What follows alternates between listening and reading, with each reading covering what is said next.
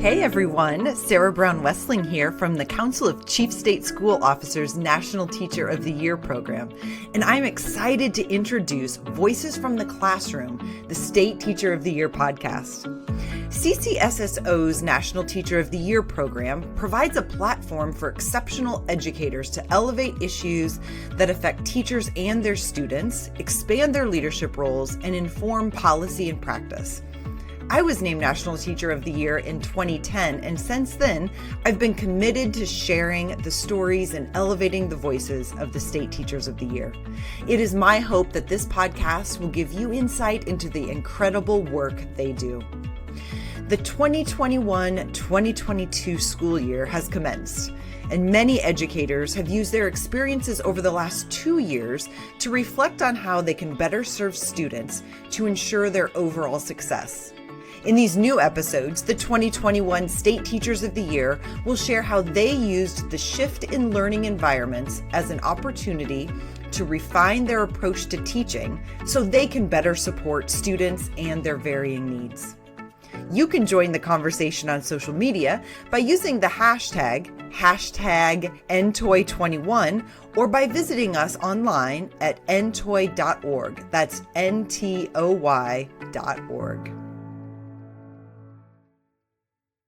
Hi, my name is Jasmine Estes. I am the Senior Communications Specialist at CCSSO, and I am thrilled to have Jennifer Wolfe with us. Jennifer, would you please introduce yourself?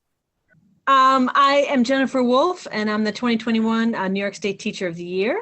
I teach in Oceanside, New York, high school social studies, and this is my 25th year of teaching.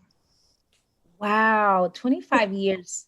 That is incredible. I can't believe it either.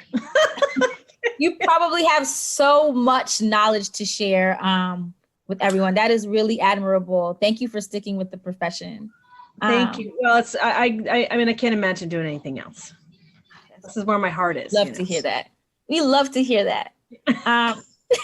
So Jennifer, the title of our podcast series for this season is Let Go to Grow. And we want to hear more about either a practice, strategy, or concept that you will keep, that you decided to keep for the 2021-2022 school year, or a practice, strategy, or concept you decided to let go of. So if you want to elaborate on either or both of those. Yeah, well, I could probably do both because I've been thinking about that a lot. I noticed that last year, even though it was my 24th year of teaching, I felt like a brand new teacher. I had to redo, everything I did because you couldn't just turn on the camera, and teach. It's a very different thing to teach in a virtual world as opposed to in person.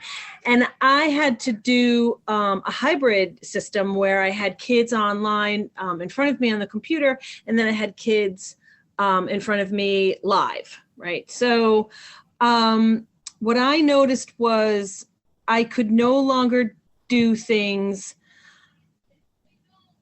like grade them all the time, for example, or assign as much homework as I did, or demand that they turned in things on time. I found that in the absence of being with me every day and constantly being reassured by kind of being in our space, that kids kind of lost their way in a way. They weren't as motivated. They found it difficult to focus being at home. So I had to adjust what I did in the room and how I assessed their learning to meet, those conditions. I think the best teachers meet the kids where they are anyway. So last year we were in a weird, context, and I had to meet them where they were. So I would say that I gave up actually this year assigning as many assignments as I used to assign, because I found even last year kids still learned and they still grew. I didn't need to check them 2 or 3 times a week with a quiz or some kind of an assessment. I found that if I gave them daily feedback, immediate feedback while we were working in class on a class assignment or a project or a new skill, that worked just as well to keep them growing as them working at home, studying for a quiz and then taking a quiz at the end of the week. In fact, they really liked it better. And I am still doing that now. So for example, I teach my freshman pre-AP kids how to take notes from a textbook. And I know it's not exciting, but they need to have that skill because they're reading, a college level text. Anyway, so what we've been doing this year is I've been making them do that first note-taking experience in the Cornell method right in front of me. And I broke down the process. So that way I could give them feedback on how to write a summary of what they read. I gave them feedback on what kind of data they put in their notes. I gave them feedback. Each lesson was broken down enough so they got, immediate feedback.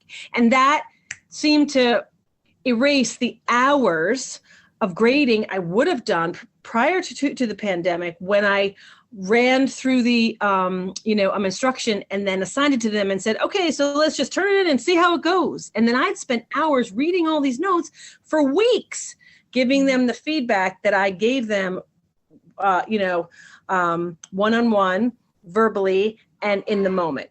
And they got, and so far I haven't had to spend as much time,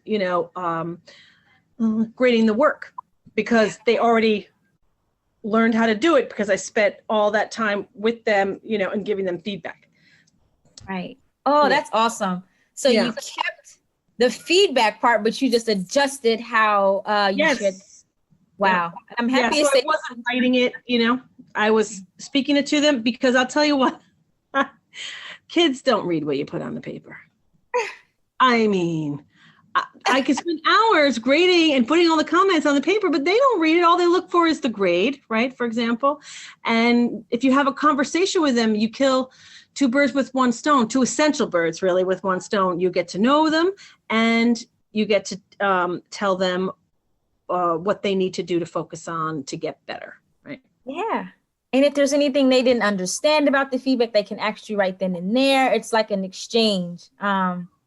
That's inspiring to hear. Thank you for that. Oh, you're welcome. Yeah, sure. Thank you. So I think you answered both of the questions in your response. But is there anything else you'd like to share? Anything else that stood out to you? I think the other piece that really, I've always been the kind of teacher who liked to get to know my children, my students. I found them they are the best part of the job, really, right? So, but I was more intentional last year because I saw them less, and so I knew I had to spend more time getting to know them more quickly, and also in order to get them to share things with me about their year that they wouldn't share if they didn't know me that well, right? Because we just didn't see each other that often. And I think, I've always struggled with trying to find time to balance SEL type activities with my content. And I realized that it doesn't take more time to do SEL, it just takes more attention.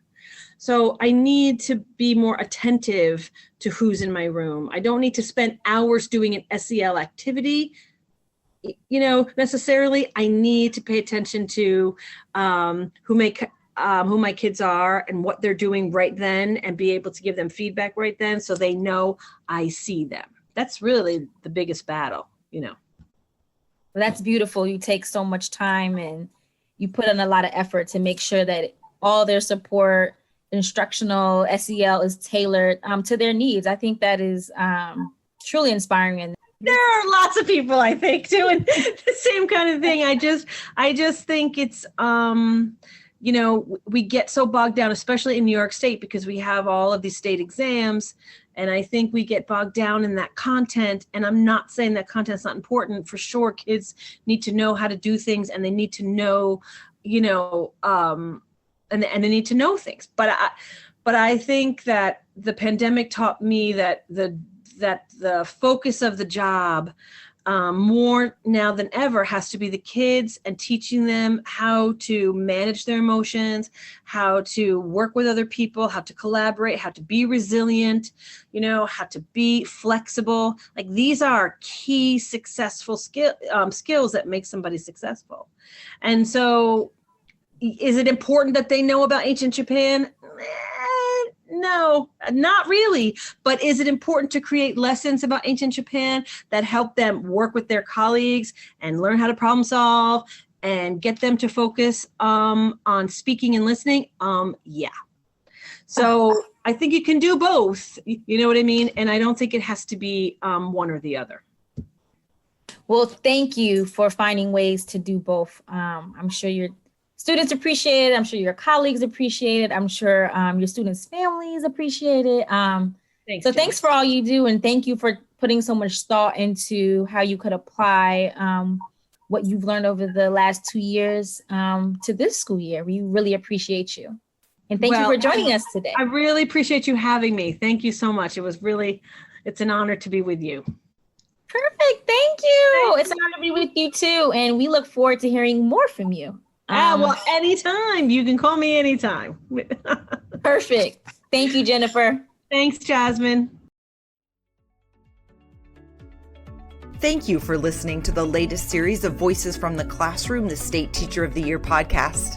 This podcast is brought to you by the Council of Chief State School Officers National Teacher of the Year program. It's our honor to elevate the voices of educators across the country and provide them with a national platform to amplify their message and advocate on behalf of their students and colleagues. Please share these lessons on social media with the hashtag NTOY21. That's hashtag NTOY21. Let's keep the conversation going.